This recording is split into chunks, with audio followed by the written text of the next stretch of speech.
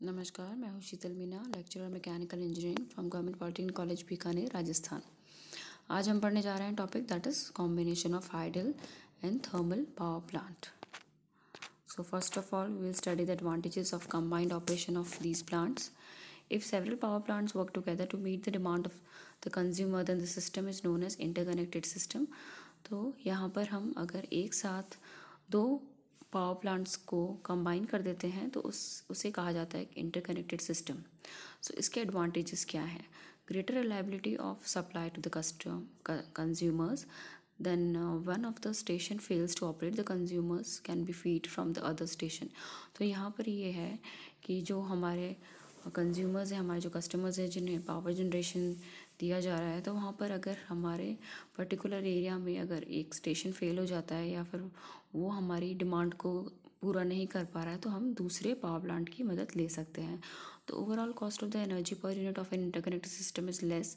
Overall cost जो है कम रहती है। There is more effective use of transmission line facilities at higher voltage. Then less capital investment required, capital investment भी कम रहता है। Less expenses on supervision, operation and maintenance. Spinning reserve required is reduced. Spinning reserve क्या होता है? It is any backup energy production capacity which can be made available through the transmission system within 10 minutes notice and can operate continuously for at least 2 hours once it is bought online. तो ये जो है emergency power supply के लिए हम इस तरीके का सिस्टम यूज़ करते हैं। बट जहाँ पर हम दो पावर प्लांट एक साथ इस्तेमाल कर रहे हैं तो वहाँ पर एक पावर प्लांट का अगर लोड कम करना है तो हम दूसरे पावर प्लांट का इस्तेमाल कर सकते हैं या फिर दोनों को कंबाइंड यूज़ कर सकते हैं। तो लोड डिवीज़न हम कैसे करते हैं? तो अब यहाँ पर है कि हम थर्मल पावर प्लांट और हाइडल पावर प्लांट अगर एक साथ यूज़ कर रहे हैं तो उसे हमें किस तरीके से लोड को डिस्ट्रीब्यूट करना है। तो यहाँ पर जो आप देख रहे हैं ये टाइम के अकॉर्डिंगली हम लोड को डिस्ट्रीब्यूट करते हैं मेगावाट में। So in this figure certain load is in a downward form such that greatest load is plotted in the left and the smallest one in the right. तो 8 hours में आप देख रहे हैं कि जैसे कि लोड ज़्यादा है और 24 आवर्स में लोड कम है, तो इस तरीके से ये लोड कर्व प्लॉट किया गया है और उसके accordingly when the load curve has a very high peak it is usually supplied for 2 or more power station by interconnection. तो यहाँ पर है कि जब हमारे पास डिमांड ज़्यादा हो जाती है लोड कर्व में, पावर जनरेशन की डिमांड ज़्यादा रहती है पर्टिकुलर टाइम में, तब हम दो पावर प्लांट को यूज़ कर सकते हैं। सो इससे पहले हमें इसे दो पार्ट में डिवाइड करते हैं अपने लोड को, that is base load and peak load. So base load is supplied by one power station and another power station takes care of peak load. तो एक पावर स्टेशन को हम एज अ बेस लोड इस्तेमाल करेंगे और दूसरे को as a peak load. तो बेस लोड क्या है कि जो जनरल पावर डिमांड है, डेली की जो पावर रिक्वायरमेंट है वो as a base load plant रहती है और मतलब बेस लोड पावर प्लांट के ज़रिए पूरी की जाती है। और जो पीक लोड है वो सडन और इमरजेंसी हाइक इन डिमांड, यानी डिमांड का सडनली और किसी कारण से बढ़ जाना, वो होता है पीक लोड।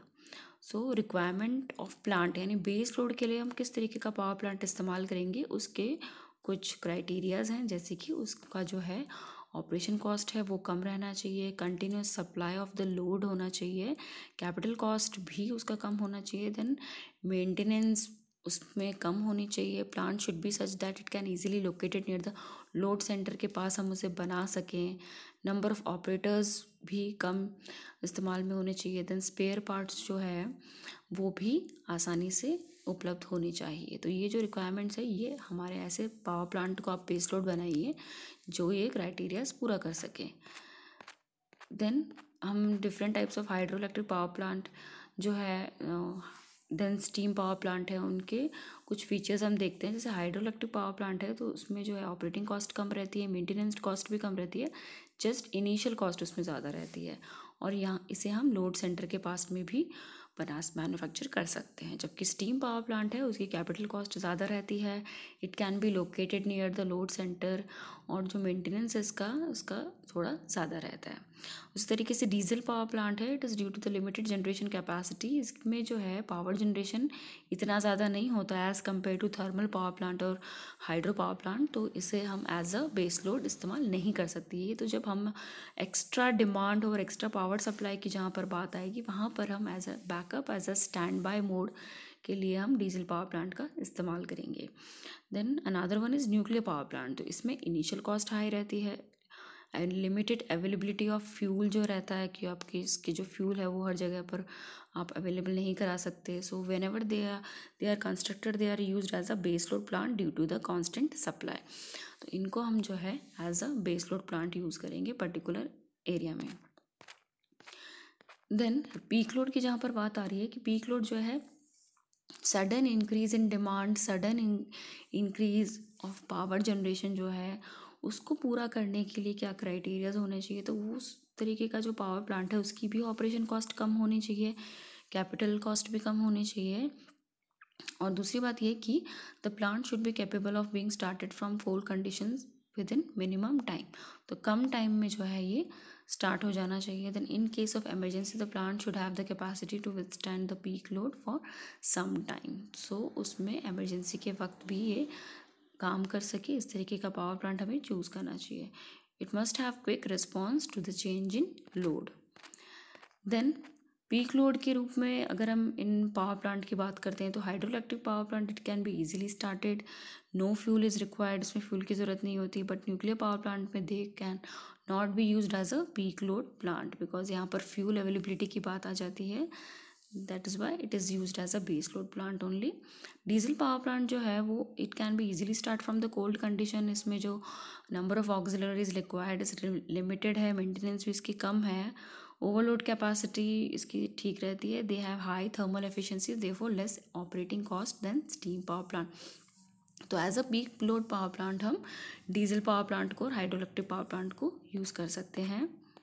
तो अब देखिए कॉम्बिनेशन हम किस तरीके से करते हैं कि combination of thermal power plant और हाइड्रो इलेक्ट्रिक पावर प्लांट, तो यहाँ पर जो है हम क्या करेंगे कि hydro electric plant can take up the load quickly and follow the peak variations much better than thermal plant, तो ये इसकी एक ऐसी फीचर है कि ये जो है पीक लोड जो है जहाँ पर एमरजेंसी डिमांड अगर बढ़ती है तो हाइड्रो पावर प्लांट उसको आसानी से उसको पूरी कर सकता है। So when the run off is sufficient in monsoon hydro power plant is used as a, यानी कि मानसून सिचुएशन में जब हमारे पास पानी की भरपूर मात्रा है तब हम हाइड्रो पावर प्लांट को as a base load plant use कर सकते हैं, और उस वक्त अगर डिमांड बढ़ती है तो हम थर्मल पावर प्लांट का इस्तेमाल करेंगे।